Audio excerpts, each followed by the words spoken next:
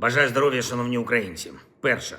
Повітряні сили Збройних сил. Будуть там кадрові зміни наразі в частині областей, в підрозділах те, що стосується захисту від російських шахедів. Компонент малої ППО саме протидії ударним дронам повинен працювати значно сильніше і не допускати тих проблем, які зараз є.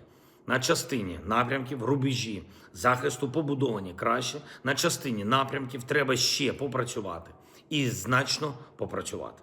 Важливо, що міністр оборони України займається цією тематикою. Командувач повітряних сил отримав додаткові доручення. І є достатньо сил всередині наших сил оборони та безпеки України, достатньо досвіду, який можна і треба масштабувати. Все те, що працює реально на тому чи іншому напрямку, на тому чи іншому рівні, повинно застосовуватись всюди, де результатів поки що менше. І кожен день має значення. Всі рішення повинні впроваджуватись максимально оперативно. Такий же підхід в енергетиці. Немає тижнів чи місяців на ремонти та постачання обладнання, і багато речей активно прискорюються. Я хочу подякувати усім ремонтним бригадам. Я хочу подякувати кожному працівнику тих комунальних служб, які реально допомагають. І також хочу подякувати ДСНС України та всім енергокомпаніям. Багато дійсно героїчної роботи.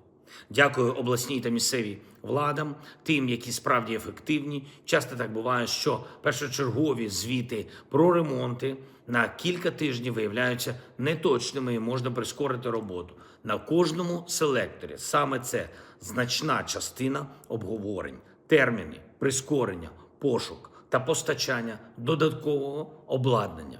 Всі в Україні готові допомагати. І реально всі допомагають Києву.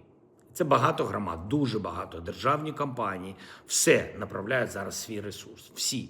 Ситуація в столиці дуже складна досі. Більш ніж 1100 будинків без опалення. Людям з таких будинків має бути надано більше допомоги. І також загалом важливо максимально цифровізувати все, що стосується проблем, які є, наявних проблем, наявних потреб людей. Того, чим і як допомагають людям. Чим більше буде такої цифровізації, тим менше часу буде витрачатися ще й на перевірку звітів. Ще кілька речей. На завтра я призначив нараду з нашою делегацією. Хлопці повертаються в Україну. Сьогодні, пізно ввечері, завтра будуть доповіді по тих чутливих аспектах перемовин в Абу-Дабі, про які не можна говорити телефоном. Ми готуємось до наступних зустрічей тристоронніх. Завтра ж ми будемо говорити з європейськими партнерами. І також зараз в Америці працює наша парламентська дипломатія, голова парламенту Руслан Стефанчук. Ми з ним проговорювали перед поїздкою, що потрібно найбільше. Це стосується підтримки нашої держави, наших людей. І також перемовин.